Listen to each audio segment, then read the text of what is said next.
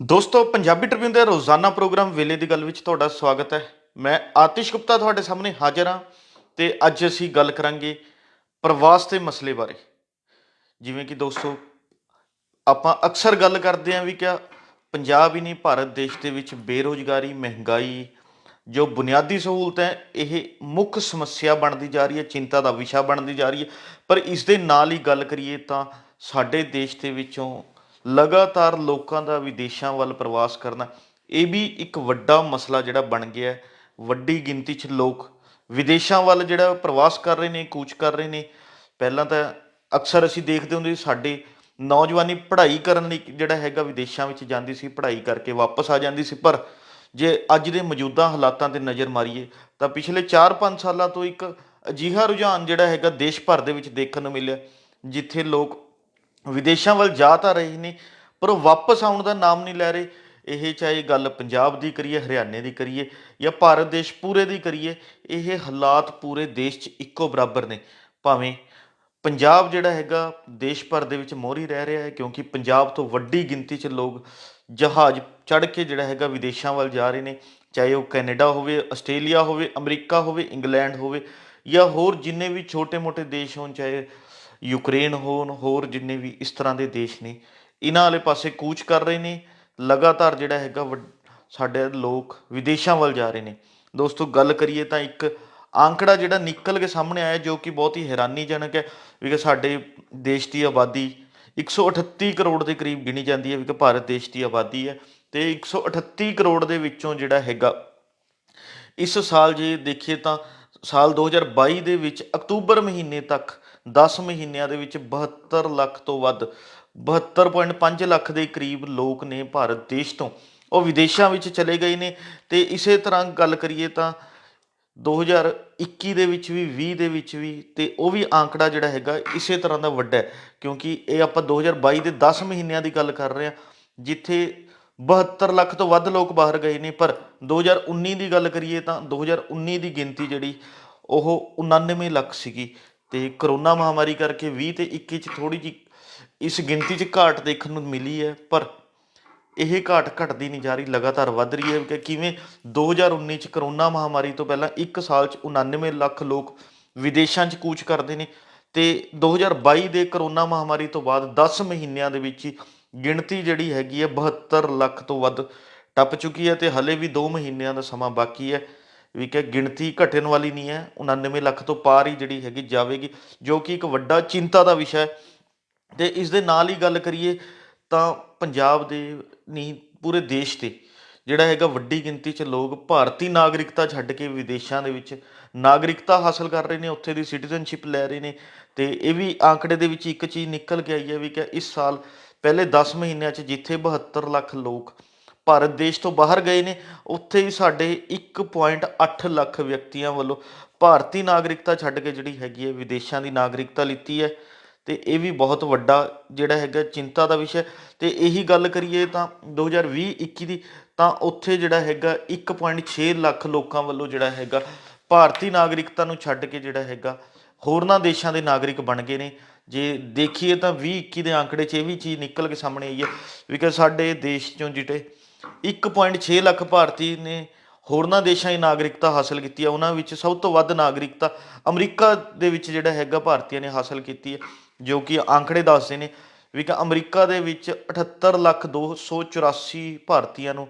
2020-21 ਦੇ ਵਿੱਚ ਜਿਹੜਾ ਹੈਗਾ ਉੱਥੇ ਦੀ ਨਾਗਰਿਕਤਾ ਮਿਲੀ ਹੈ। ਆਸਟ੍ਰੇਲੀਆ ਦੇ ਵਿੱਚ 25,533, ਕੈਨੇਡਾ ਦੇ ਵਿੱਚ 21,597, ਤਾਂ ਇੰਗਲੈਂਡ ਦੇ ਵਿੱਚ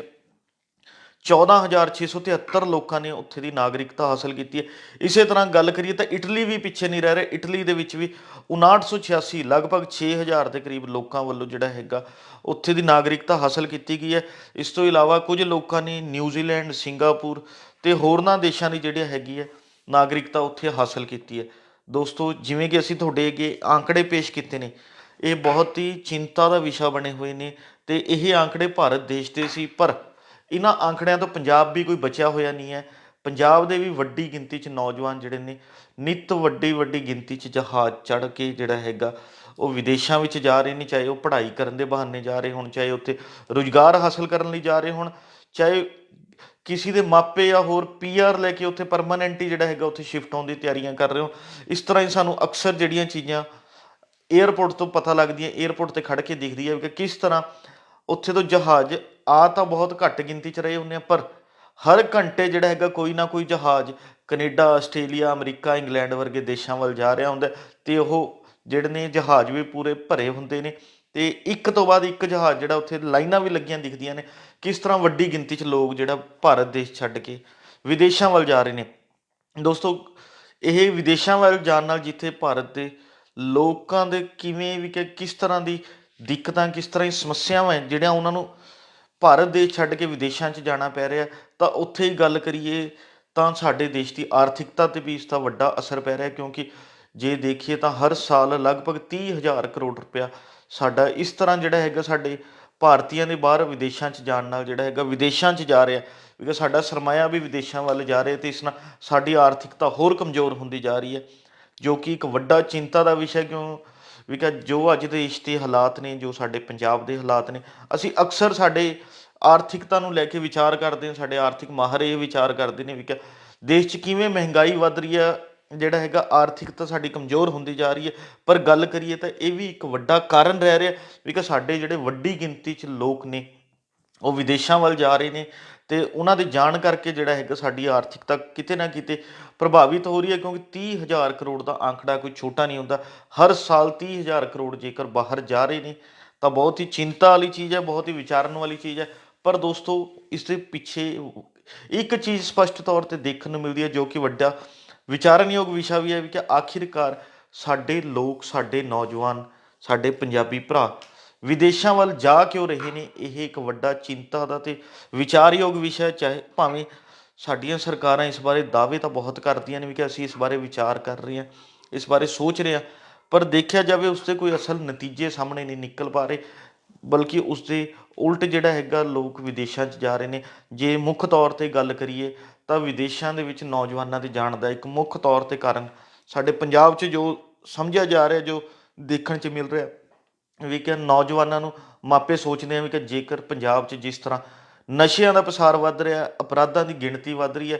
ਜੇ ਸਾਡੇ ਨੌਜਵਾਨ ਪੰਜਾਬ 'ਚੋਂ ਨਿਕਲ ਕੇ ਵਿਦੇਸ਼ਾਂ 'ਚ ਚਲੇ ਜਾਣਗੇ ਤਾਂ ਉਹ ਕਿਤੇ ਨਾ ਕਿਤੇ ਇਸ ਨਸ਼ਿਆਂ ਦੇ ਦਲਦਲ ਤੋਂ ਬਚ ਜਾਣਗੇ।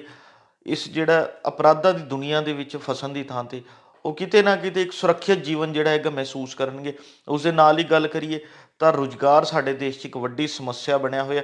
ਅਤੇ ਲੋਕ ਬੇਰੁਜ਼ਗਾਰੀ ਕਰਕੇ ਵੀ ਵਿਦੇਸ਼ਾਂ 'ਚ ਪਲਾਨ ਕਰ ਰਹੇ ਨੇ। ਅਤੇ ਇਸ ਦੇ ਨਾਲ ਹੀ ਸਭ ਤੋਂ ਵੱਡੀ ਗੱਲ ਕਰੀਏ ਤਾਂ ਸਾਡੇ ਪੰਜਾਬ ਦੇ ਵਿੱਚ, ਭਾਰਤ ਦੇ ਵਿੱਚ ਰੂਲ ਆਫ ਲਾ ਇੱਕ ਵੱਡਾ ਜਿਹੜਾ ਹੈਗਾ ਵਿਸ਼ਾ ਬਣਿਆ ਹੋਇਆ, ਕਿਉਂਕਿ ਇੱਥੇ ਅਕਸਰ ਹੀ ਜਿਹੜਾ ਦੇਖਦੇ ਆ ਆਮ ਲੋਕ ਇਹ ਗੱਲ ਕਹਿੰਦੇ ਸੁਣਾਈ ਦਿੰਦੇ ਨੇ, ਚਾਹੇ ਪੁਲਿਸ ਹੋਵੇ, ਚਾਹੇ ਪ੍ਰਸ਼ਾਸਨ ਹੋਵੇ, ਵੀ ਕਿ ਆਮ ਬੰਦੇ ਦੀ ਕਿਤੇ ਵੀ ਸੁਣਵਾਈ ਜਿਹੜਾ ਹੈਗਾ ਨਹੀਂ ਹੁੰਦੀ ਅਤੇ ਇਸ ਕਰਕੇ ਉਹ ਵਿਦੇਸ਼ਾਂ 'ਚ ਕਿਤੇ ਨਾ ਕਿਤੇ ਇਸ ਚੀਜ਼ ਤੋਂ ਆਪਣੇ ਆਪ ਨੂੰ ਸੁਰੱਖਿਅਤ ਮਹਿਸੂਸ ਕਰਦੇ ਨੇ, ਕਿਉਂਕਿ ਉੱਥੇ ਦੀ ਸਰਕਾਰਾਂ ਹੋਣ, ਪ੍ਰਸ਼ਾਸਨ ਹੋਣ ਜਾਂ ਉੱਥੇ ਦਾ ਜਿੰਨਾ ਵੀ ਤੰਤਰ ਹੈ ਉਹ ਆਮ ਲੋਕਾਂ ਦੀ ਸੁਣਵਾਈ ਵੀ ਕਰਦਾ ਅਤੇ ਹੋਰ ਵੀ ਜਿਹੜਾ ਉਹਨਾਂ ਦੀ ਦਿੱਕਤ ਪਰੇਸ਼ਾਨੀਆਂ ਨੂੰ ਸਮੇਂ ਸਿਰ ਪੂਰਾ ਕਰਦਾ। ਇਸ ਕਰਕੇ ਵੀ ਕਿਤੇ ਨਾ ਕਿਤੇ ਸਾਡੇ ਲੋਕ ਉੱਥੇ ਸੁਰੱਖਿਅਤ ਜੀਵਨ ਜਿਉਣ ਦੀ ਜਿਹੜਾ ਹੈਗਾ ਜ਼ਿਆਦਾ ਵਧੀਆ ਸਮਝਦੇ ਨੇ ਵੀ ਕਿ ਉੱਥੇ ਅਸੀਂ ਸਾਡਾ ਫਿਊਚਰ ਸਿਕਿਉਰ ਹੈ, ਸਾਡਾ ਭਵਿੱਖ ਜਿਹੜਾ ਹੈਗਾ ਸੁਨਹਿਰਾ ਹੋਵੇਗਾ। ਉਸ ਦੇ ਨਾਲ ਹੀ ਗੱਲ ਕਰੀਏ ਤਾਂ ਉੱਥੇ ਜਿਹੜਾ ਹੈਗਾ ਸਾਡੇ ਨੌਜਵਾਨ ਵੱਡੀ ਗਿਣਤੀ 'ਚ ਕਿਰਤ ਕਰਨ ਲਈ ਜਿਹੜਾ ਹੈਗਾ ਰਾਜ਼ੀ ਹੁੰਦੇ ਨੇ, ਪਰ ਸਾਡੇ ਦੇਸ਼ 'ਚ ਸਾਡੇ ਨੌਜਵਾਨ ਉਹ ਹੱਥੀਂ ਕਿਰਤ ਕਰਨ ਲਈ ਰਾਜ਼ੀ ਨਹੀਂ ਹੈ। ਨਾ ਉਹ ਖੇਤੀਬਾੜੀ ਕਰਨਾ ਚਾਹੁੰਦੇ ਨੇ, ਨਾ ਹੋਰ ਹੱਥੀਂ ਜਿੰਨੇ ਵੀ ਕੰਮ ਨੇ, ਚਾਹੇ ਉਹ ਲੱਕੜ ਦਾ ਕੰਮ ਹੋਵੇ, ਚਾਹੇ ਉਹ ਘੁਮਿਆਰ ਦਾ ਕੰਮ ਹੋਵੇ, ਚਾਹੇ ਉਹ ਮਕੈਨਿਕ ਦਾ ਕੰਮ ਹੋਵੇ, ਇਸ ਤਰ੍ਹਾਂ ਦੇ ਜਿੰਨੇ ਵੀ ਹੱਥੀਂ ਪ੍ਰੋਫੈਸ਼ਨ ਨੇ, ਕਿਸੇ ਸਮੇਂ ਇਹਨਾਂ ਦੀ ਬਹੁਤ ਹੀ ਪੰਜਾਬ ਦੇ ਵਿੱਚ ਬੁੱਕਤ ਹੁੰਦੀ ਸੀ, ਪਰ ਅੱਜ ਸਾਡੀ ਨੌਜਵਾਨੀ ਇਹਨਾਂ ਕੰਮਾਂ ਤੋਂ ਦੂਰ ਹੁੰਦੀ ਜਾ ਰਹੀ ਹੈ, ਇਹੋ ਜਿਹਾ ਕੋਈ ਕੰਮ ਨਹੀਂ ਕਰਨਾ ਚਾਹੁੰਦੀ। ਪਰ ਇਹ ਸਾਰੇ ਕੰਮ ਜਿਹੜੇ ਨੇ ਉਹ ਵਿਦੇਸ਼ਾਂ 'ਚ ਜਾ ਕੇ ਕਰਨ ਲਈ ਤਿਆਰ ਨੇ, ਜਿਸ ਦੇ ਕਿ ਕੁਝ ਕਾਰਨ ਨਿਕਲ ਕੇ ਸਾਹਮਣੇ ਆਉਂਦੇ ਨੇ, ਕਿਉਂਕਿ ਭਾਰਤ ਦੇਸ਼ 'ਚ, ਪੰਜਾਬ 'ਚ ਨੌਜਵਾਨਾਂ ਨੂੰ ਉਹਨਾਂ ਦੀ ਮਿਹਨਤ ਦਾ ਉਹ ਮੁੱਲ ਨਹੀਂ ਮਿਲ ਪਾਉਂਦਾ ਜੋ ਕਿ ਵਿਦੇਸ਼ਾਂ 'ਚ ਮਿਲਦਾ, ਕਿਉਂਕਿ ਵਿਦੇਸ਼ਾਂ 'ਚ ਇੱਕ ਸਮੇਂ ਸਿਰ ਸਮਾਂ ਸੀਮਾ ਜਿਹੜੀ ਹੈਗੀ ਤੈਅ ਕੀਤੀ ਹੋਈ ਹੈ ਵੀ ਕਿ ਇੰਨੇ ਘੰਟੇ ਕੰਮ ਕਰਨ ਦਾ ਤੁਹਾਨੂੰ ਇੰਨਾ ਜਿਹੜੇ ਹੈਗੇ ਡਾਲਰ, ਇੰਨੇ ਯੂਰੋ, ਇੰਨੇ ਰੁਪਏ ਜਾਂ ਉੱਥੇ ਦੀ ਜਿਹੜੀ ਕਰੰਸੀ ਹੁੰਦੀ ਹੈ ਉਸ ਵਿੱਚ ਮਿਲਣਗੇ। ਪਰ ਸਾਡੇ ਦੇਸ਼ ਦੇ ਵਿੱਚ ਹਾਲਾਤ ਉਲਟੇ ਨੇ ਵੀ ਕਿ ਜੋ ਕਿ ਉਰੇ ਮਿਹਨਤ ਮਜ਼ਦੂਰੀ ਜ਼ਿਆਦਾ ਕੀਤੀ ਜਾਂਦੀ ਹੈ, ਅਤੇ ਜਿਹੜਾ ਵਿਅਕਤੀ ਜ਼ਿਆਦਾ ਮਿਹਨਤ ਮਜ਼ਦੂਰੀ ਕਰਦਾ ਉਸਦੀ ਆਮਦਨ ਉਨੀ ਹੀ ਘੱਟ ਹੁੰਦੀ ਹੈ। ਇਸ ਕਰਕੇ ਵੀ ਲੋਕ ਕਿਤੇ ਨਾ ਕਿਤੇ ਜਿਹੜਾ ਹੈਗਾ ਬਾਹਰ ਵਿਦੇਸ਼ਾਂ 'ਚ ਪਲਾਇਨ ਕਰ ਰਹੇ ਨੇ। ਪਰ ਦੋਸਤੋ, ਇੱਕ ਚੀਜ਼ ਬਹੁਤ ਹੀ ਵਿਚਾਰਨਯੋਗ ਹੈ ਵੀ ਕਿ ਸਾਡੇ ਵਿਦਿਆਰਥੀ ਜੋ ਕਿ ਆਈਲੈਟਸ ਕਰਕੇ ਉੱਥੇ ਸਿੱਖਿਆ ਹਾਸਲ ਕਰਨ ਜਾਂਦੇ ਨੇ, ਫਿਰ ਉੱਥੇ ਦੇ ਹੀ ਬਣ ਕੇ ਰਹਿ ਜਾਂਦੇ ਨੇ। ਤਾਂ ਇਸ ਤੋਂ ਇੱਕ ਗੱਲ ਸਪਸ਼ਟ ਹੁੰਦੀ ਹੈ ਵੀ ਕਿ ਆਈਲੈਟਸ ਪਾਸ ਕਰਨ ਲਈ ਕਿ ਜਿੱਥੇ ਸਾਡੇ ਨੌਜਵਾਨੀ ਨੂੰ ਇੱਕ ਜਿਹੜਾ ਹੈਗਾ ਤਿਆਰੀ ਕਰਨੀ ਪੈਂਦੀ ਹੈ ਪ੍ਰੀਖਿਆ ਪਾਸ ਕਰਨ ਲਈ, ਕਿਉਂਕਿ ਉੱਥੇ ਇੰਗਲਿਸ਼ ਸਪੀਕਿੰਗ, ਰਾਈਟਿੰਗ ਜਿਹੜਾ ਹੈਗਾ, ਹੋਰ ਇਸ ਤਰ੍ਹਾਂ ਦੀ ਕਈ ਤਰ੍ਹਾਂ ਦੀ ਤਿਆਰੀਆਂ ਕਰਨੀਆਂ ਪੈਂਦੀਆਂ। ਤਾਂ ਉਸ ਤੋਂ ਇੱਕ ਚੀਜ਼ ਹੋਰ ਵੀ ਸਾਡੇ ਸਮਾਜ ਨੂੰ, ਸਾਡੇ ਦੇਸ਼ ਨੂੰ ਬੜਾ ਨੁਕਸਾਨ ਹੋ ਰਿਹਾ ਕਿ ਸਾਡੇ ਹੋਣਹਾਰ ਵਿਦਿਆਰਥੀ ਜੋ ਕਿ ਇੱਥੇ ਰਹਿ ਕੇ ਸਾਡੇ ਦੇਸ਼ ਦਾ, ਸਾਡੇ ਸੂਬੇ ਦਾ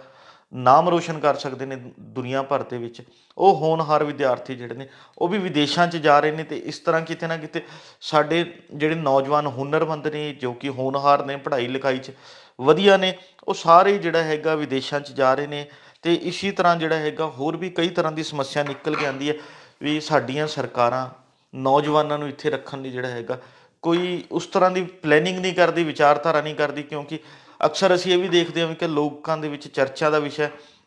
ਵੀ ਪੰਜਾਬ ਦੇ ਵਿੱਚ, ਭਾਰਤ ਦੇ ਵਿੱਚ ਨਾ ਹੀ ਬੁਨਿਆਦੀ ਸਹੂਲਤਾਂ ਲੋਕਾਂ ਨੂੰ ਮਿਲ ਰਹੀਆਂ ਨੇ। ਜੇ ਕਹਿ ਦਈਏ ਸਿੱਖਿਆ ਹੋ ਗਈ, ਸਿਹਤ ਹੋ ਗਈ, ਰੁਜ਼ਗਾਰ ਹੋ ਗਿਆ, ਜਾਂ ਹੋਰ ਇੱਕ ਜੀਵਨ ਜਿਉਣ ਲਈ ਭਰਪੇਟ ਭੋਜਨ ਹੋ ਗਿਆ ਜੋ ਕਿ ਮੁੱਖ ਤੌਰ 'ਤੇ ਲੋੜ ਹੈ, ਇਸ ਤਰ੍ਹਾਂ ਦੀ ਚੀਜ਼ਾਂ ਵੀ ਜਿਹੜਾ ਹੈਗਾ ਲੋਕਾਂ ਨੂੰ ਮੁਹੱਈਆ ਨਹੀਂ ਹੋ ਪਾ ਰਹੀਆਂ। ਇਸ ਕਰਕੇ ਵੀ ਸਾਡੇ ਲੋਕ ਵਿਦੇਸ਼ਾਂ 'ਚ ਜਾ ਰਹੇ ਨੇ। ਪਰ ਗੱਲ ਕਰੀਏ ਸਾਡੀਆਂ ਸਰਕਾਰਾਂ ਸਾਡੀ ਨੌਜਵਾਨੀ ਨੂੰ, ਸਾਡੇ ਲੋਕਾਂ ਨੂੰ ਇੱਥੇ ਰੋਕਣ ਦੀ ਥਾਂ ਜਿਹੜਾ ਹੈਗਾ ਵਿਦੇਸ਼ਾਂ ਵੱਲ ਭੇਜਣ ਲਈ ਜਿਹੜਾ ਹੈਗਾ ਜ਼ਿਆਦਾ ਉਤਸ਼ਾਹਿਤ ਕਰ ਰਹੀਆਂ ਨੇ, ਜ਼ਿਆਦਾ ਹੁਲਾਰਾ ਦੇ ਰਹੀਆਂ ਨੇ। ਕਿਉਂਕਿ ਪਿਛਲੇ ਸਮੇਂ 'ਚ ਗੱਲ ਕਰੀਏ ਤਾਂ ਚਾਹੇ ਉਹ ਸ਼੍ਰੋਮਣੀ ਅਕਾਲੀ ਦਲ ਵੱਲੋਂ ਹੋਵੇ, ਚਾਹੇ ਉਸ ਸਮੇਂ ਕੈਪਟਨ ਅਮਰਿੰਦਰ ਸਿੰਘ ਕਾਂਗਰਸ ਪਾਰਟੀ 'ਚ ਸੀਗੇ, ਮੁੱਖ ਮੰਤਰੀ ਸੀਗੇ, ਚੋਣਾਂ ਦਾ ਵੀ ਸਮਾਂ ਸੀਗਾ, ਸਾਡੀ ਰਾਜਨੀਤਿਕ ਪਾਰਟੀਆਂ ਕੀ ਲੋਕਾਂ ਨੂੰ ਵਾਅਦੇ ਕਰ ਰਹੀਆਂ ਸੀ ਵੀ ਅਸੀਂ ਤੁਹਾਡੇ ਨੌਜਵਾਨਾਂ ਨੂੰ ਆਈਲੈਟਸ ਮੁਫਤ ਕਰਾਵਾਂਗੇ, ਤੁਹਾਡੇ ਨੌਜਵਾਨਾਂ ਨੂੰ ਬਾਹਰ ਜਾਣ ਲਈ ਜਿਹੜੇ ਪੈਸਿਆਂ ਦੀ ਲੋੜ ਹੁੰਦੀ ਆ ਉਹ ਬਿਨਾਂ ਵਿਆਜ ਤੋਂ ਜਿਹੜਾ ਅਸੀਂ ਲੋਨ ਮੁਹੱਈਆ ਕਰਵਾਵਾਂਗੇ। ਸਾਡੀਆਂ ਸਰਕਾਰਾਂ ਇਸ ਤਰ੍ਹਾਂ ਦੀ ਜਿਹੜਾ ਹੈਗਾ ਸਾਡੇ ਨੌਜਵਾਨਾਂ ਨੂੰ ਹੱਲਾਸ਼ੇਰੀ ਦੇ ਰਹੀਆਂ ਨੇ ਵੋਟਾਂ ਬਟੋਰਨ ਲਈ, ਇਸ ਤਰ੍ਹਾਂ ਦੀ ਜਿਹੜਾ ਰਣਨੀਤੀ ਅਖਤਿਆਰ ਕਰ ਰਹੀਆਂ ਨੇ। ਜਦੋਂ ਕਿ ਹੋਣਾ ਇਸ ਦੇ ਬਿਲਕੁਲ ਉਲਟ ਚਾਹੀਦਾ ਸੀ। ਸਾਡੀਆਂ ਰਾਜਨੀਤਿਕ ਪਾਰਟੀਆਂ ਨੂੰ, ਸਾਡੀਆਂ ਸਰਕਾਰਾਂ ਨੂੰ ਚਾਹੀਦਾ ਸੀ ਉਹ ਲੋਕਾਂ ਨੂੰ ਵਾਅਦੇ ਕਰਦੀਆਂ ਵੀ ਅਸੀਂ ਤੁਹਾਨੂੰ ਇੱਥੇ ਪੰਜਾਬ ਦੇ ਵਿੱਚ ਹੀ, ਇੱਥੇ ਭਾਰਤ ਦੇ ਵਿੱਚ ਹੀ ਰੁਜ਼ਗਾਰ ਦੇ ਵਧੀਆ ਸਾਧਨ ਮੁਹੱਈਆ ਕਰਾਵਾਂਗੇ, ਇੱਥੇ ਤੁਹਾਨੂੰ ਜਿਹੜਾ ਹੈਗਾ ਸਮੇਂ ਸਿਰ ਸਿਹਤ ਸਹੂਲਤਾਵਾਂ ਮੁਹੱਈਆ ਕਰਾਵਾਂਗੇ, ਸਿੱਖਿਆ ਦਾ ਵਧੀਆ ਜਿਹੜਾ ਹੈਗਾ ਪੱਧਰ ਕਰਕੇ ਦਿਖਾਵਾਂਗੇ, ਤਾਂ ਜੋ ਸਾਡੇ ਨੌਜਵਾਨ ਭਾਰਤ ਦੇ ਵਿੱਚ ਪੜ੍ਹ ਕੇ ਮੁਲਕ ਭਰ ਦੇ ਵਿੱਚ ਸਾਡੇ ਦੇਸ਼ ਦਾ ਨਾਮ ਰੋਸ਼ਨ ਕਰਨ। ਪਰ ਸਾਡੀਆਂ ਰਾਜਨੀਤਿਕ ਪਾਰਟੀਆਂ ਅਜਿਹਾ ਕੁਝ ਕਰਨ ਦੀ ਥਾਂ 'ਤੇ ਜਿਹੜਾ ਹੈਗਾ ਇੱਕ ਵੋਟਾਂ ਬਟੋਰਨ ਲਈ ਲੋਕਾਂ ਨੂੰ ਤਰ੍ਹਾਂ ਤਰ੍ਹਾਂ ਦੇ ਲਾਲਚ ਦਿੰਦੇ ਰਹੀਆਂ ਨੇ, ਅਤੇ ਜੋ ਕਿ ਸਾਡੇ ਦੇਸ਼ ਲਈ, ਸਾਡੇ ਸਮਾਜ ਲਈ ਬਹੁਤ ਹੀ ਖਤਰਨਾਕ ਰੁਝਾਨ ਹੈ, ਬਹੁਤ ਹੀ ਖਤਰਨਾਕ ਹੈ। ਇਸ ਲਈ ਲੋੜ ਇਹੀ ਹੈ, ਸਾਡੀਆਂ ਸਰਕਾਰਾਂ ਨੂੰ ਚਾਹੀਦਾ, ਸਾਡੇ ਬੁੱਧੀਜੀਵੀ ਵਰਗ ਨੂੰ ਚਾਹੀਦਾ ਉਹ ਜੋ ਕਿ ਵੱਡੀ ਗਿਣਤੀ 'ਚ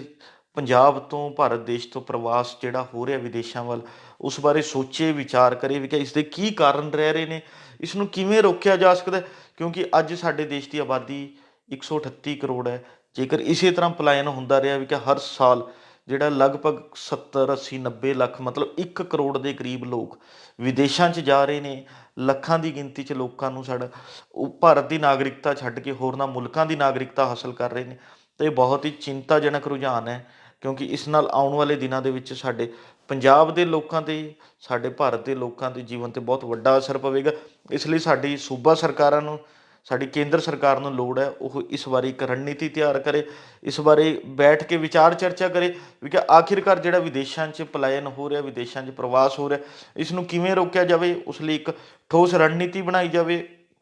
ਠੋਸ ਰਣਨੀਤੀ ਦੇ ਨਾਲ ਹੀ ਕੋਈ ਅਜਿਹੀ ਪਾਲਿਸੀਆਂ ਤਿਆਰ ਕੀਤੀਆਂ ਜਾਣ, ਕੋਈ ਇੰਡਸਟਰੀ ਪਾਲਿਸੀ ਲਿਆਂਦੀ ਜਾਵੇ, ਕੋਈ ਜਿਹੜਾ ਹੈਗਾ ਰੁਜ਼ਗਾਰ ਦੇ ਨਵੇਂ ਸਾਧਨ ਪੈਦਾ ਕੀਤੇ ਜਾਣ, ਤਾਂ ਜੋ ਸਾਡੀ ਨੌਜਵਾਨੀ, ਸਾਡੇ ਲੋਕ ਬਾਹਰ ਜਾਣ ਦੀ ਥਾਂ 'ਤੇ ਇੱਥੇ ਆਪਣੀ ਮਾਂ ਭੂਮੀ 'ਤੇ ਰਹਿ ਕੇ ਜਿਹੜਾ ਹੈਗਾ ਜੀਵਨ ਜਿਊਣ, ਇੱਕ ਖੁਸ਼ਹਾਲੀ ਭਰਾ ਜੀਵਨ ਜਿਊਣ ਅਤੇ ਖੁਸ਼ੀ ਖੁਸ਼ੀ ਆਪਣੀ ਜ਼ਿੰਦਗੀ ਬਤੀਤ ਕਰਨ। ਦੇਖਣਾ ਇਹੀ ਹੋਵੇਗਾ ਸਾਡੀਆਂ ਸਰਕਾਰਾਂ ਇਸ ਬਾਰੇ ਕੀ ਰਣਨੀਤੀ ਅਖਤਿਆਰ ਕਰਦੀਆਂ ਨੇ, ਕੀ ਰਣਨੀਤੀ ਤਿਆਰ ਕਰਦੀਆਂ ਨੇ, ਇਹ ਤਾਂ ਆਉਣ ਵਾਲਾ ਸਮਾਂ ਹੀ ਦੱਸੇਗਾ। ਪਰ ਪੰਜਾਬੀ ਟ੍ਰਿਬਿਊਨ ਲਗਾਤਾਰ ਤੁਹਾਡੇ ਤੱਕ ਸਮੇਂ-ਸਮੇਂ ਤੱਕ